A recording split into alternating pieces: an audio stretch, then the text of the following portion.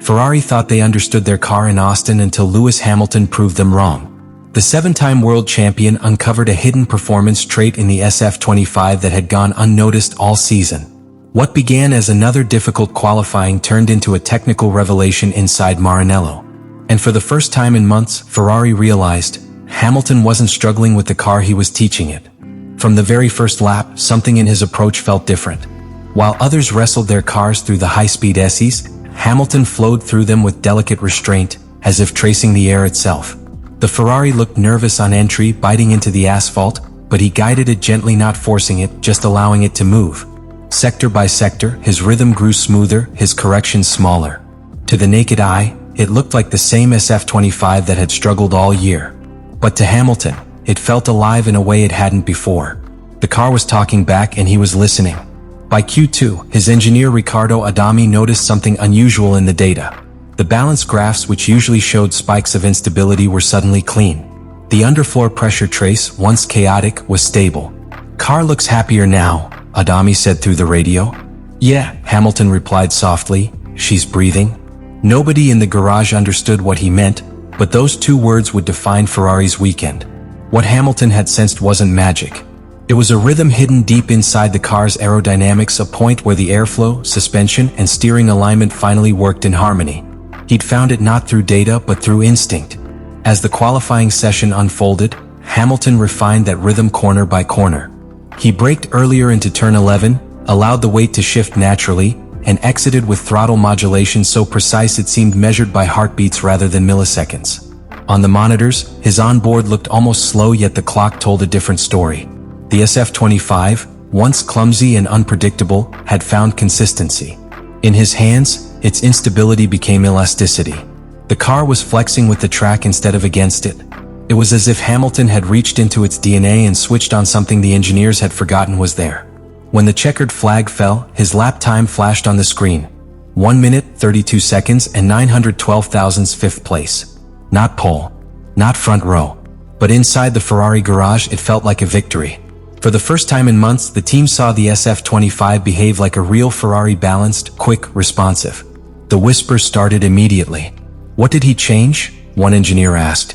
The answer, as they would soon learn, wasn't in setup sheets or software updates. It was in Hamilton's fingertips. He had discovered a stability window buried beneath the car's mechanical noise, a window that had existed all season, unseen by everyone except him. When Ferrari's engineers began dissecting the qualifying data that night in Austin, the numbers didn't just surprise them, they rewrote what they thought they knew about their own car. 4 months, the SF-25 had been a paradox. Fast in simulation, unpredictable in reality. The telemetry never told a complete story. Yet in Hamilton's hands, the same car that had frustrated Leclerc and confused engineers suddenly became coherent. The correlation between aerodynamic load and steering angle, previously unstable, was now perfectly aligned. For the first time since preseason testing, Ferrari saw clean, continuous aero flow across the underfloor channels. They stared at the screen in disbelief.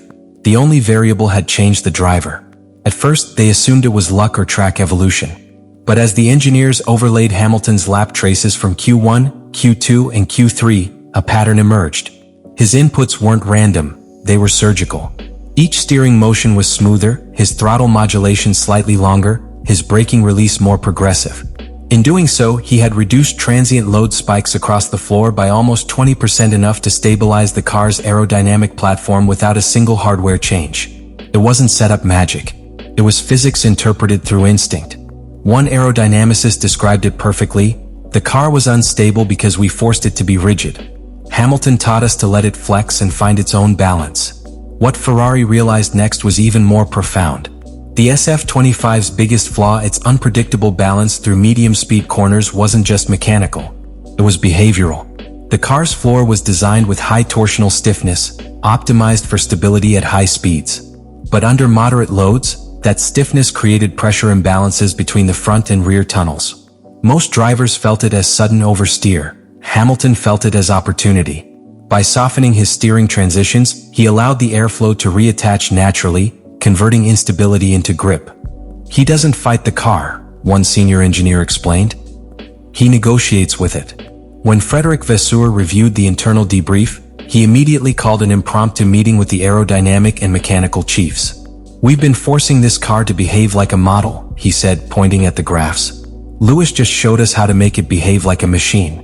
The tone in the room shifted from confusion to quiet awe. 4 months, Ferrari's philosophy had been control stiff floors, rigid setups, tight tolerances. Hamilton's approach was the opposite: trust the car to move. His driving uncovered what the numbers couldn't simulate: the SF-25's hidden, elastic equilibrium, a zone where the car found natural stability once freed from its artificial constraints. The discovery forced Ferrari to confront a painful truth. Their data-driven process, though precise, had blinded them to the human element. The SF-25 was designed to obey models, not sensations. But Hamilton, with over 2 decades of experience, operated on a different frequency. He wasn't reading graphs, he was feeling air pressure through the wheel, suspension load through his spine, and floor resonance through vibration. His comments in the debrief were simple yet revealing. "If I rush it, it snaps. If I let it load naturally, it finds me." To any other team, that might sound poetic. To Ferrari, it was engineering gold. As they compared his performance with Leclerc's, the contrast became undeniable. Leclerc's lap, aggressive and committed, pushed the floor beyond its ideal pressure range.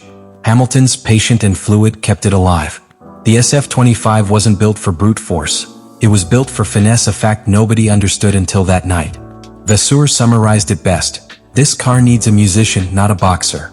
And in Hamilton, Ferrari had found both a driver capable of reading the instrument and composing with it at the same time.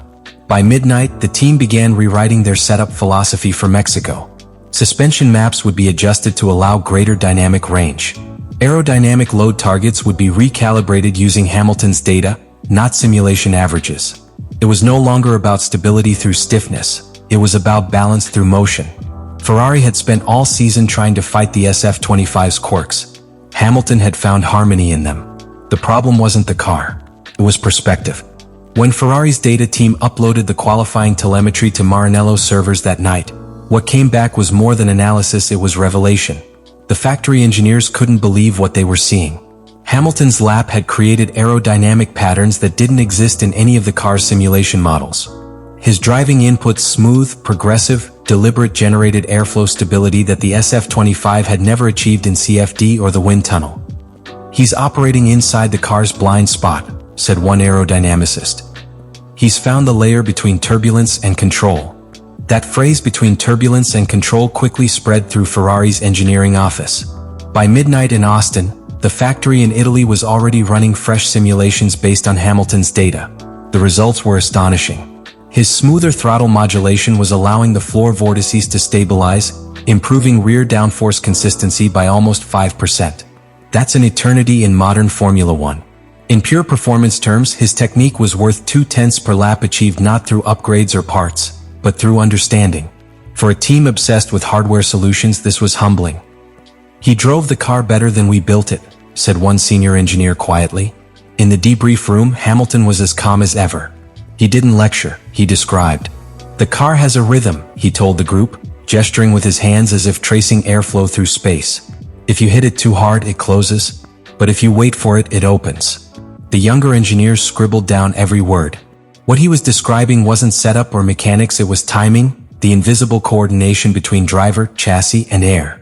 It was the same sixth sense that had made him dominant in the hybrid Mercedes era, the ability to understand grip not as traction, but as communication. For Ferrari, hearing it in person was like being handed the missing half of a code they'd been trying to crack all year. Frédéric Vasseur, who had been listening in silence, turned to the team and said what everyone was thinking. "We've been engineering this car to be correct," he said. "Lewis is showing us how to make it fast." It was the turning point of Ferrari's season. Overnight, Vasseur ordered a new simulation directive. All aerodynamic analysis would now include driver behavior mapping, a process that measures how different steering and throttle rhythms influence airflow across the underfloor. It was a concept born from Hamilton's intuition, now turned into data. Ferrari had never designed around emotion before. Now they had no choice. At dawn, the Maranello design office sent preliminary findings back to Austin. The report confirmed what Hamilton had felt in his fingertips. The SF-25's floor, when loaded progressively, created a micropressure gradient that stabilized airflow through the diffuser and increased rear tire adhesion. In simpler terms, if you treated the car gently, it rewarded you exponentially. It wasn't a fault, it was a hidden feature. The engineers had been trying to eliminate it, Hamilton had turned it into performance. "He's taught us how to drive the air," said Simone Resta, head of chassis engineering. "No one has ever done that here before." What followed inside Ferrari was more than technical change, it was cultural. For years, Maranello's philosophy had been defined by rigidity, precision, and structure. Hamilton introduced something softer but far more powerful: trust. He trusted what he felt, and he made the engineers trust it too. Vasseur authorized a new kind of simulation, driver coherence runs, replicating Hamilton's cornering style to understand how human rhythm interacts with aero flow. The team discovered that when driven his way, the SF-25's floor temperature distribution was 30% more consistent, reducing tire degradation and improving balance stability. Numbers now proved what Hamilton's senses had already known. By the time the paddock woke up on Sunday morning, Ferrari had redefined their car. Mechanics implemented small adjustments: a slight change in suspension preload, a minor tweak in ride height, and a rebalanced weight distribution designed to mimic Hamilton's corner entry rhythm. It wasn't a hardware fix, it was an homage to feel. The engineers joked that Ferrari was no longer chasing grip, it was chasing Hamilton's heartbeat. And in many ways it was true. His intuition had become their data model. In the following days, Maranello engineers held meetings labeled SF-25 Behavioral Studies, a new category in the technical logbook. For the first time in Ferrari's modern era, a driver wasn't being adapted to the car was being adapted to him. The discovery from Austin will influence not only the next races but also the 2026 design project. Ferrari will now build cars with more aerodynamic elasticity, designed to respond to rhythm instead of brute force.